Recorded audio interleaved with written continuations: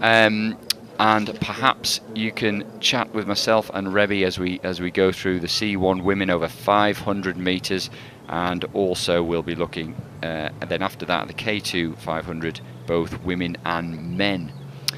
So we just got the lineup there of who we're expecting to see in the C1 women 500 meter final A. We'll just take you through that in just a moment. Just very briefly, Bridget, what have you enjoyed watching this weekend so far?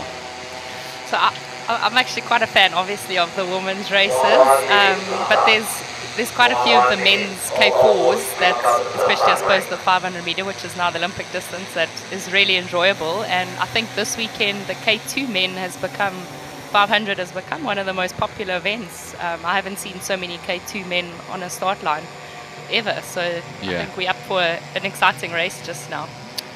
Yeah, K2 men's desperately competitive. I mean, we saw the likes of Josef Dostal was in the C final, so it just shows how competitive it is. Yeah, I watched his race. It just looked like the end of their semi wasn't the best. Right. But yeah, this is top racing. That's the way it goes. It's competitive at this level, isn't it? Right, so we'll see the C1 women 500 meters. There they are lining up. We've got Sloane Mackenzie from Canada in 1. Julia Osend also from Canada in 2. Wan Yin from China in 3.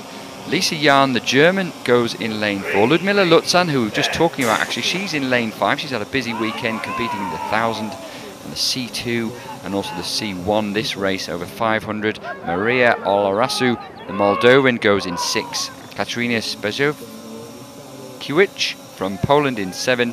Claudia Couto from Spain in 8. Britain's Katie Reed, who went to the Olympic Games, didn't quite make the final there, but she's in the final here, and she goes in lane 9. So 500 metres, we could again see some perhaps different race plans here, but not as much room for manoeuvre, Rebby, in the 500 metres as there would be in the 1000. Yeah, but I still think because most of these girls will be coming from the 200, they'll have quite a lot of different ways to attack this race, so we'll still see a bit of differences. Yeah, and there's that distinctive style, isn't there, of Ludmila Luzan.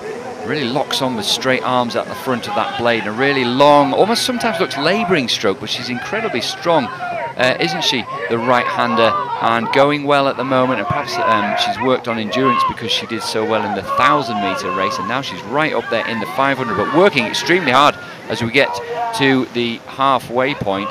You can see Lisa Yan, the German, in lane 4, going well and really looks dynamic on that stroke.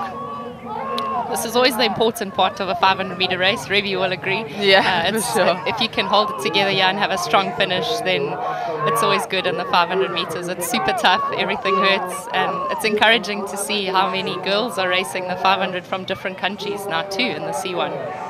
Yeah, indeed it is. You know, it's just got more and more competitive. We were talking about the days of when Lauren Vincent Lapointe was just dominating, and that doesn't happen now, and that's really good for the sport and the development. And you know, well done to the ICF for getting this in the Olympic program, which has driven the development of this sport. And we can see there, well, quite a race coming up now. Well, yeah, I was just about to say, we could just about see, but there's really two paddlers here. We've got Germany Ludmila and Luzan. the Ukraine. Race for the line. It's going to be on the lunge for the line now. Luzan's going to perhaps just get it ahead of the German, but goodness me, they're quite a long way ahead. And Poland in 3rd.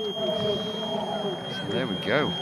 So Ukraine, Ludmila Luzan, a popular winner as she always is, but particularly now given what's happened to Ukraine, just ahead of the German. But as you spotted, Bridget, a really, really tense final few strokes. Yeah, that just shows it's not over till it's over.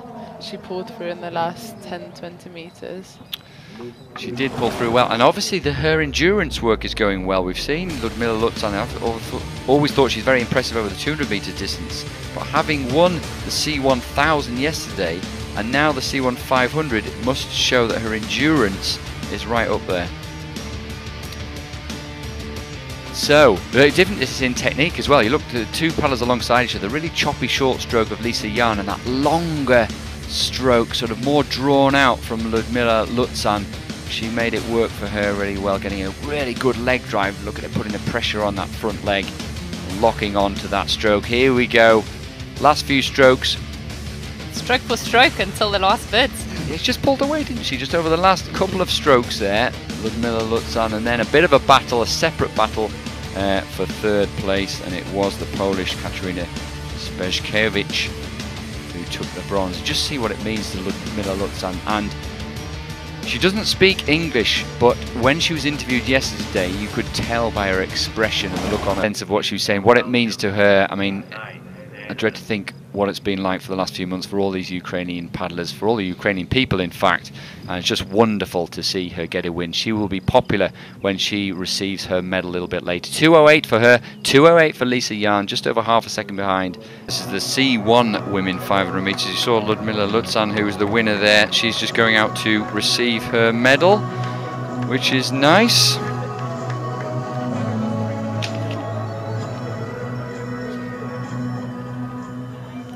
German in second, Polish paddler in Ladies and third. gentlemen, we present the medalist for the women's canoe single 500 meters event.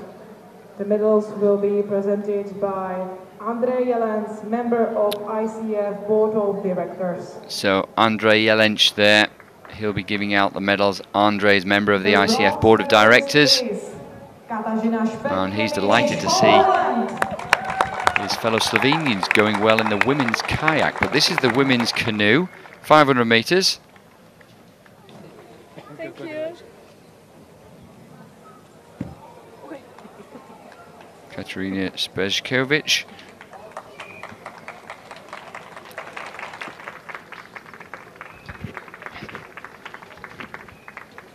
The silver medalist. And then silver medal Lisa Yan, Germany. going to Lisa Yawn from Germany.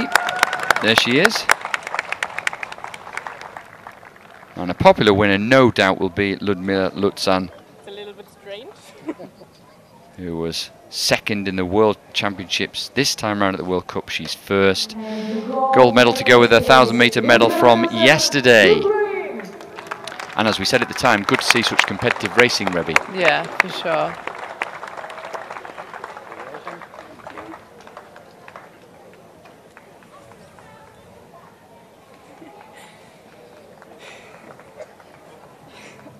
I imagine her build up to this wasn't ideal or perfect, but she's done well to get here and doing so well, so well done to her. Yeah, absolutely. I think the other athletes will feel very much the same, and the difficulties that the Ukrainians have had has almost brought a lot of the other athletes together in support of them, actually, which is nice. Yeah. So she's probably now. Bridget has to leave, so thanks very much for Bridget Hartley for being with us this morning, and all the best to her for her 5Ks this afternoon. And Rebby, will you be paddling this afternoon? No, I'm not. I don't mean in the 5K, I just mean Oh. as in will you be just paddling? And No, I did a session this morning, Right. so good no. stuff. Maybe go for a run this afternoon. Well, I can recommend it. Nice run round the track, round the course there. Ludmila Luzan, big smile on her face. Don't think she'll be going for a run. She's got a few autographs to sign. Congratulations. And Slava Ukraini. I do hope that we'll see her in Poznan as well. You'll be able to join me on Planet Canoe. We've got Para Canoe, we've got Sprint Canoe in Poznan next weekend. And a lot of these athletes will be making their way over to Poland over the next couple of days to prepare themselves for World Cup 2, the second and final World Cup of the season, and for some, the second and final opportunity for them to get some racing experience before the World Championships.